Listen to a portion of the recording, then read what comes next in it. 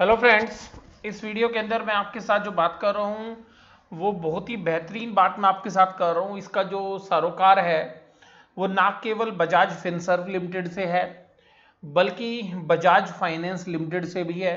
और इसके अलावा जो आप इस तरीके की दूसरी कंपनियों में जो निवेश है आपका उससे भी संबंधित है।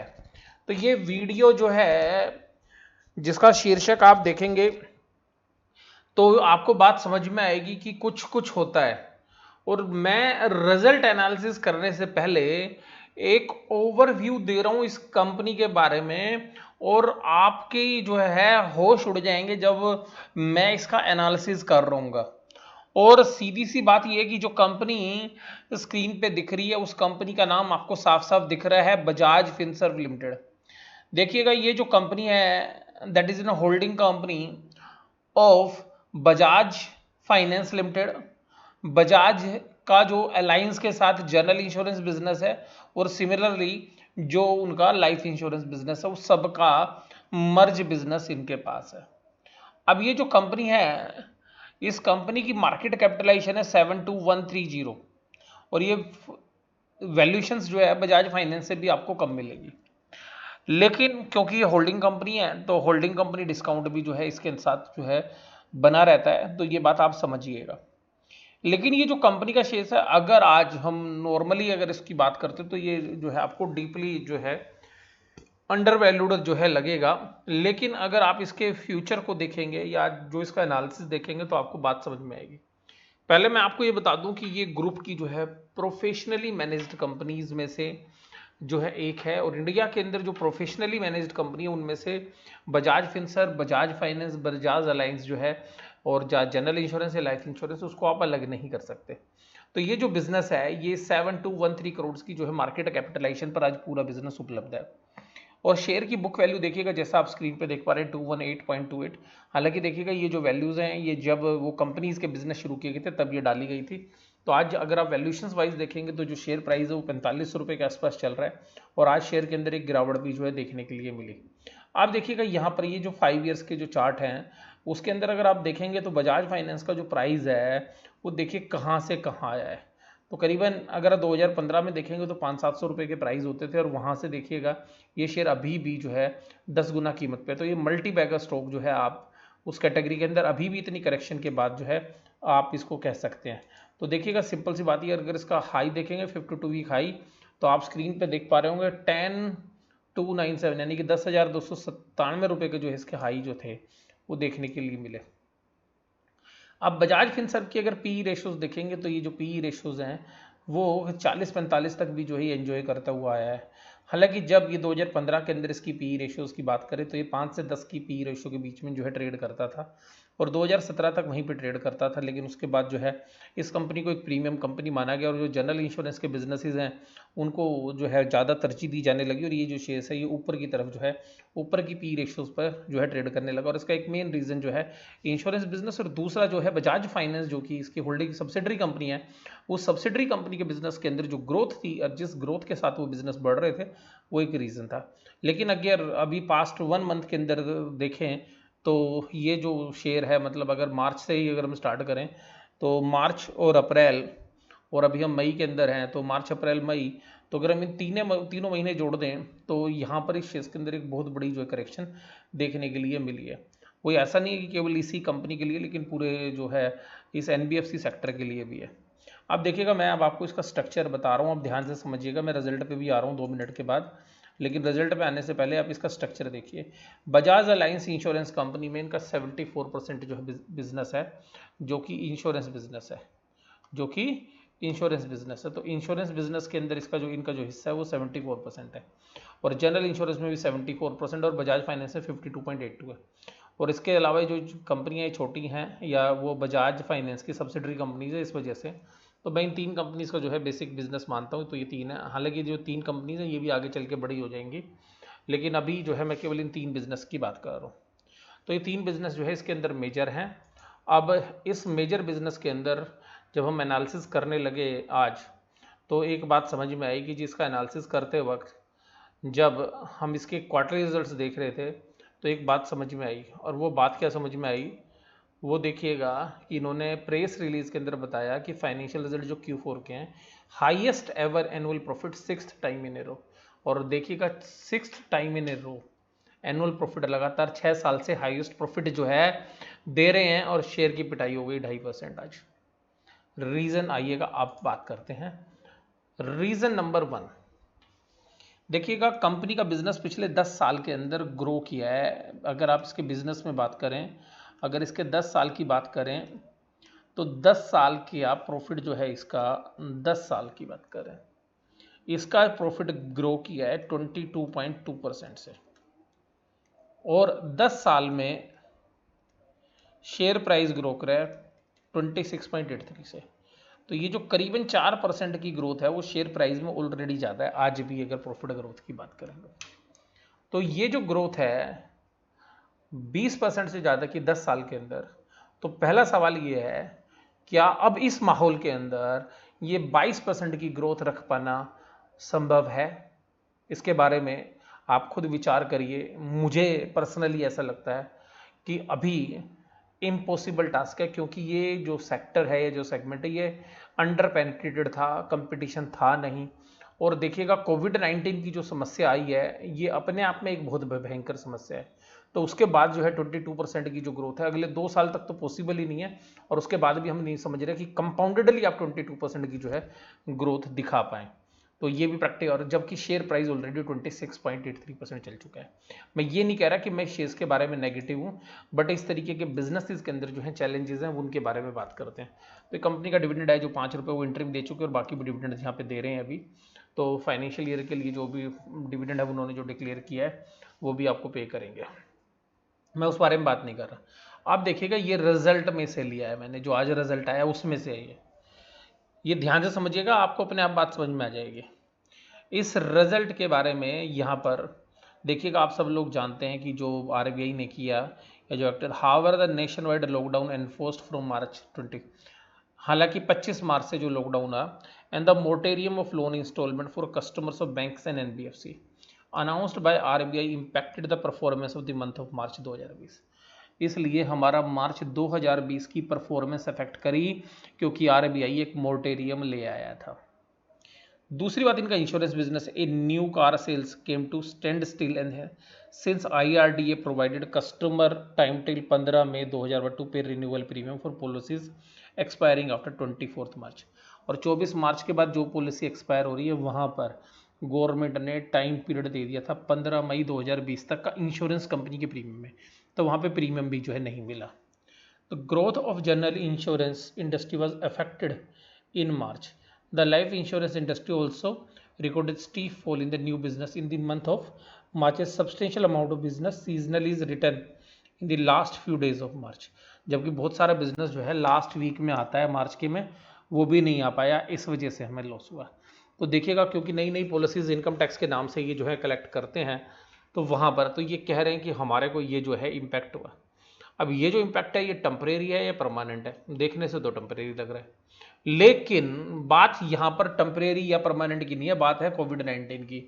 भाई साहब ये समस्या कितनी चलेगी किसी को नहीं पता।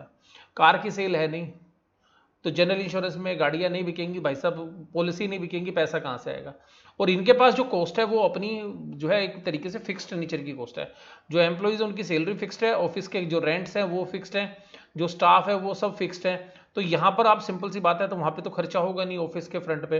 और आपका फाइनेंस का बिजनेस है, फाइनेंस आप दे नहीं पा रहे बजाज फाइनेंस से, और जो जनरल इंश्योरेंस है और लाइफ इंश्योरेंस दोनों बिजनेस इंपैक्टेड है। और आप देखिएगा इसके बाद जो मैं अगली स्लाइड आपके साथ शेयर कर रहा हूँ वो ध्यान से समझिएगा। ये स्लाइड आपको आपकी आंखें खोल देगी।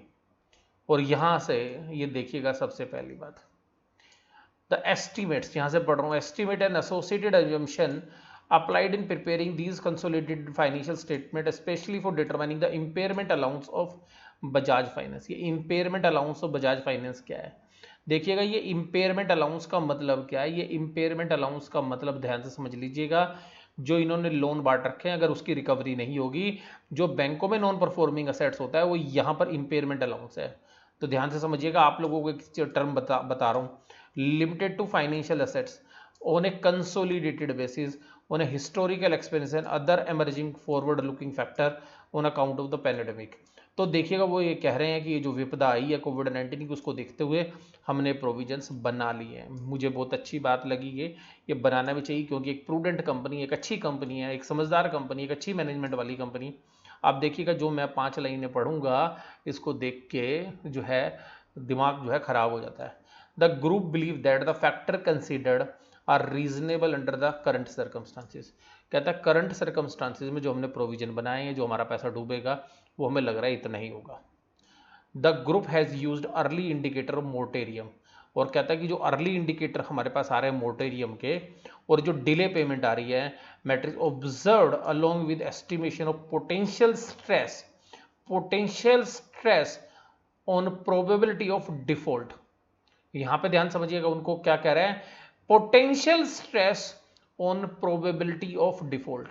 आप इस लाइन को समझ लीजिएगा, ये कह रहे हैं कि यहां पर आप फिर मत बोलना कि कंपनी ने नहीं बताया था, कंपनी ने बता दिया है, हमारे जो एस्टिमेट्स हैं उससे हमें लग रहा है कि पोटेंशियल स्ट्रेस है, यानी कि एक मुख्य रूप से स्ट्रेस जो है बैलेंस शीट के ऊपर आने की पूरी संभावना है।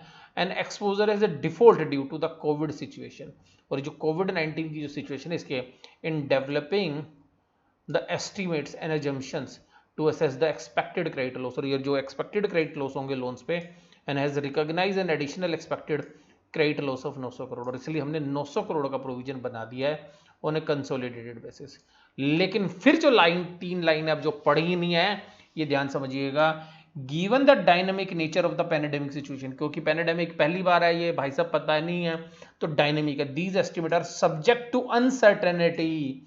ये जो अनसर्टेनिटी शब्द है, ये रोज मैं जो आपको बोल रहा हूं ना, इसीलिए बैंकों की, एनबीएफसी की रोज पिटाई हो रही है, रोज धुलाई हो रही है। एक तो रीजन ये है, आप समझ जाइएगा बात को, कि तो लोग आप पूछते कि सर ये 10 रुपए सस्ता ले लूं, 20 रुपए सस्ता, किसी को नहीं पता। यहां पे खुद कंपनी वालों को नहीं पता, मार्केट गवर्नमेंट को नहीं पता। ये प्रॉब्लम कितनी सीवियर होगी, ये जब सिचुएशन आएगी, खुलेगी सबके सामने, तो उन्होंने देख लिया, वो अभी अनसर्टेनिटी फेस कर रही है कंपनी की मैनेजमेंट, ये उन्होंने लिख दिया, क्योंकि प्रूडेंट मैनेजमेंट है, समझदार मैनेजमेंट है, तो उसने पहले बता दिया subject to uncertainty and may affected by the severity and duration of the pandemic. और कहता है कि कितना सीवियर होगा, कितना लंबा चलेगा, किसी को नहीं पता। आपको पता है कब तक चलेगा? क्या 2 महीने में खत्म हो जाएगा? क्या 4 महीने में खत्म हो जाएगा? एंटीवायरस कब आएगा? पता नहीं ना भाई साहब। वो भी यही कह रहे हैं, और कह रहा है जी हो गया ना तो हमारा कांड हो जाएगा बहुत बढ़िया वाला। In the event of the impact are more severe और प्रोलॉन्ड देन एंटिसिपेटेड। कहता है जितना हमने उम्मीद किया था, अगर उससे ज्यादा हो जाता है, this will corresponding impact of the carrying value of the financial asset. जो फाइनेंशियल एसेट्स की कैरिंग वैल्यू है, यानी कि जो पैसा हमने उधार बांट रखा है, उसकी जो वसूली वाला मूल्य है, उसकी value the financial performance of the group, और उसकी वजह से उसकी जो पोजीशन है वो बदल जाएगी, और हमारी परफॉर्मेंस भी बदल जाएगी। ये नहीं कहा हमारी परफॉर्मेंस का सत्यानाश हो जाएगा, वो कहना यही चाह रहे हैं कि अगर बदल गई तो परफॉर्मेंस हमारी सत्यानाश हो सकती है। अब आप इससे पूछोगे सर शेयर प्राइस पर क्या इंपैक्ट होना है? अरे यार, जिस बिजनेस में इतना ज्यादा टेंशन है, उस शेयर को हाथ ही क्यों लगाना, टेंशन क्यों लेनी? और दूसरी बात, और भाई साहब जब सारा मामला निबट जाएगा तो क्या शेयर एक ही दिन में ऊपर रॉकेट बन जाएगा क्या? पहले मामले को निबटल जाने दो। 2 महीने 4 महीने में जब जब मामला निबटता है, तो कोई कंपनी का शेयर एक दिन में तो रॉकेट होएगा नहीं। प्रॉब्लम आएंगी, आपके सामने भी आएंगी, तो तब देखेंगे। अगर अच्छी कंपनी है, मुझे पता है ये अच्छी कंपनी है, अच्छा बिजनेस है, पर चीजें सेटल तो होने दो। कोई ऐसा तो है नहीं कि सस्ते वैल्यूएशन में मिल रहा है, 2 की पी रेशियो पर शेयर मिल रहा है। भाई साहब आज भी अभी पी रेशियो के बारे में बात करते हैं कि किस पी रेशियो पे मिल रहा है, तो ऐसा नहीं होता उतावलापन, सर इसको खरीद ले। अरे भाई साहब, फियर ऑफ मिसिंग अपॉर्चुनिटी सबसे ज्यादा सत्यानाश करती है। अरे मैंने नहीं खरीदा तो भग जाएगा ये शेयर, और मेरा तो भाई साहब नुकसान हो जाएगा। भाई साहब नुकसान कुछ नहीं होता, जो खरीदने के बाद जी का जंजाल बनता है ना, वो सबसे ज्यादा नुकसान करता है। तो देखिएगा, मैं तो अभी भाई साहब 1.5 महीने से खुश बैठा हूं, मैं हाथ ही नहीं लगा रहा कुछ। मैंने कहा भाई साहब आराम से, क्योंकि हमें चीजें पता ही नहीं भाई साहब क्या होगी। अब बहुत बार लोग हमसे सवाल पूछते हैं आईडीएफसी फर्स्ट बैंक के बारे में, उसमें भी यही कहते हैं भाई साहब हमने तो हेज कर रखी थी। भाई साहब बेचने की हिम्मत हो नहीं रही इन प्राइसेस पे, और खरीदने की भी हिम्मत है नहीं। तो सिंपल सी बात क्या है, आराम से चुप बैठे हैं, सीधी सी बात है, चुप बैठे हैं लिक्विडिटी के साथ। और तो रीजन ये है कि वो एक दिन में तो भगेगा नहीं, सब चीजें सुधर भी जाएगी। कोई भी शेयर है, एक दिन में तो रॉकेट बनना नहीं है, थोड़ा सा महंगा ले लेंगे, लेकिन चीजें निश्चित होंगी तब। तो ये तो थी बात मेरी बजाज फाइनेंस से संबंधित। अब आइएगा इसके रिजल्ट के बारे में। ये रिजल्ट के ही कंपोनेंट मैंने जो है आपके साथ डिस्कस किए थे। अब देखिएगा रिजल्ट।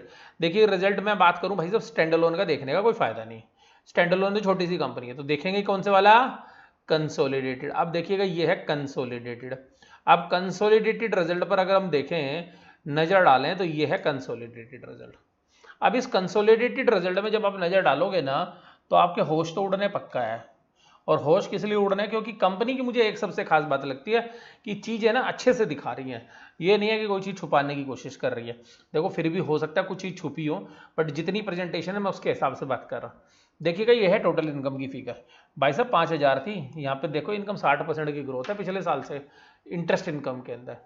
और टोटल इनकम में भी बहुत ग्रोथ होती है। देखिएगा ये हो गया gain in fair value change. ये जो फेयर वैल्यू चेंज है इनका लाइफ इंश्योरेंस का बिजनेस है और जो जनरल इंश्योरेंस का बिजनेस, वो उसकी जो क्लेम्स की वैल्यू है उसमें जो फेयर वैल्यू चेंज होता है उसका जो लॉस हो गया इनको 2073। और ये जो फिगर्स हैं ये सब करोड़ में है। तो 2073 करोड़ रुपए यहाँ पे सुहा हो गए इनके। देखिएगा ध्यान से जो इन्होंने दिखा दिए, मान लिए हैं ये। तो ये इनकम के अंदर माइनस की फिगर है, जो ब्रैकेट होता है ये माइनस की फिगर है। इसकी वजह से जो टोटल इनकम है वो कम हो गई, आप देखो पिछले क्वार्टर के मुकाबले में। और जबकि देखिएगा इंटरेस्ट इनकम सबसे ज़्यादा है इनके पास इस बार। और अगर आप प्रीमियम भी देखेंगे तो प्रीमियम भी सबसे ज़्यादा है, पिछले सारे पीरियड्स में सबसे ज़्यादा प्रीमियम है जो इनको जनरल इंश्योरेंस या लाइफ इंश्योरेंस में मिला है। लेकिन उसके बाद जब भी टोटल इनकम की बात करें भाई साहब कम होती जा रही है पिछले क्वार्टर से, हालांकि पिछले साल से ज़्यादा है। अब यहाँ पर एक्सपेंसेस की बात करें। अब एक्सपेंसेस में देखिएगा जी आग कहाँ लगी है। एक्सपेंसेस में आग कहाँ लगी है भाई साहब, आपके होश उड़ जाएंगे। और होश उड़ेंगे एक ही जगह पे। बताइए जी कौन सी जगह पे उड़ेंगे। एक ही जगह पर होश उड़ेंगे कि जो प्रोविजंस बनाया है लैंडिंग असेट्स का, यानी कि जो बजाज फाइनेंस ने दे रखी है इनकी सब्सिडरी कंपनी ने, वो 830 करोड़ था पिछले क्वार्टर में, जबकि 1953 करोड़ रुपए इस बार। तो आप समझिएगा कि ये जो प्रोविजन बन गया है यहाँ पर, और यहाँ पर ये जो fair value of assets change हुई हैं वो, ये कुल मिलाकर अगर आप लॉस को देखें, जो कि पिछले क्वार्टर में ये देखिएगा ये प्रॉफिट से ये लॉस हो गया, तो 2073 करोड़ का तो लॉस ये, और 1,000 करोड़ का एक्स्ट्रा लॉस ये, 3,073 करोड़ का एक्स्ट्रा लॉस है। अगर कोविड कल खत्म हो जाए तो भाई साहब ये शेयर रॉकेट बन जाएगा।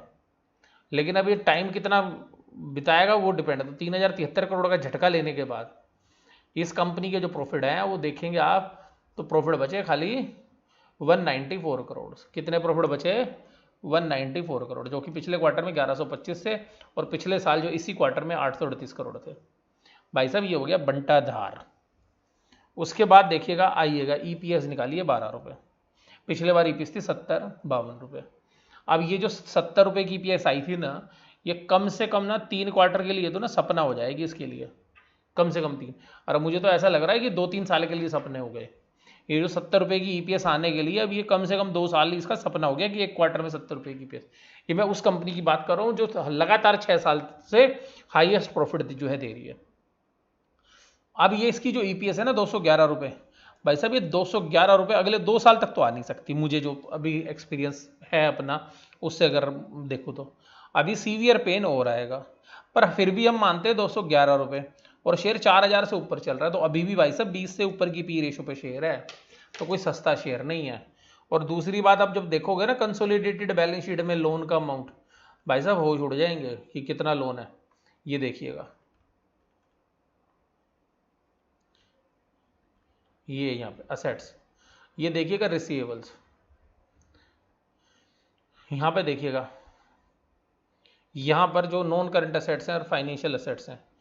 अब यहाँ पर जो इनके पास पैसा आना है, जो पैसा इनके पास आना है वो देखिएगा। ये तो है शेयर होल्डर्स की इन्वेस्टमेंट बैलेंस शीट में, पहले इसको देख लीजिएगा। अच्छा ये तो खाली उसका होगा, जनरल इंश्योरेंस बिजनेस है अभी। इनकी बैलेंस शीट देखिएगा, ये सेगमेंट प्रॉफिट,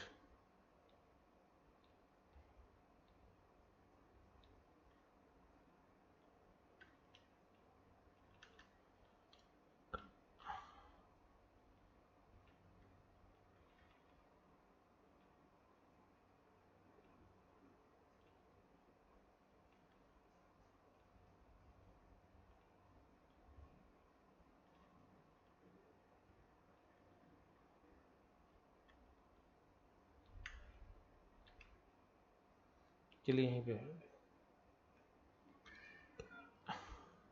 इन्होंने बैलेंस शीट वो वाली दे रखी है, जनरल इंश्योरेंस वाली। ये देखिएगा, ये बैलेंस शीट है इनकी। अच्छा, पूरी डिटेल नहीं दे रखी है। कंसोलिडेटेड एसेट्स, हाँ ये देखिएगा, और ये है फाइनेंशियल एसेट्स। अब ये देखिएगा जो लोन बांट रखा है, ये अमाउंट, ये लोन है 1,41,0742, 1,41,0742। और भाई साहब अगर इसका 10% लॉस हो गया ना इनका, क्योंकि मोस्टली लोन जो है अनसिक्योर्ड लोन है, तो 14,000 करोड़ रुपए साफ हो जाएंगे। और दूसरी बात क्या है, नया बिजनेस आ नहीं रहा। ये रिस्क है जिसकी वजह से भाई साहब लोग माल बेचकर निकल रहे हैं इससे। अब ये समझना है आपने। तो जो जिन लोगों को रहता है ना कि जी ये शेयर सस्ता मिल रहा है, वो भैया मैं तो आपको एक पर्सनल जो है एडवाइस दे सकता हूँ, वो ये है सिंपल सी बात कि भाई साहब चीज़ें ठहर जाने दो। कितना बर्बाद होता है, कितना नुकसान होता है, वो अगले 5-6 महीने में 2 क्वार्टर रिजल्ट और आ जाने तो पता चल जाएगा। कौन सा जल्दी है भाई साहब कि जो वो बर्बादी की तरफ जा रहा है तो उसके अंदर भाई साहब पैर अड़ाना है अपना। सीधी बात है, डूबते हुए ना जहाज में कोई नहीं बैठता। तो सिंपल सी बात है, मैं ये नहीं कह रहा कि कंपनी डूब रही है, लेकिन भाई साहब प्रॉब्लम तो है, उस प्रॉब्लम को सॉर्ट आउट हो जाना है तो उसके बाद बात करेंगे। वीडियो कैसी लगी जरूर से जरूर आप मुझे कमेंट बॉक्स में बताइएगा। वीडियो देखने के लिए धन्यवाद, थैंक यू वेरी मच।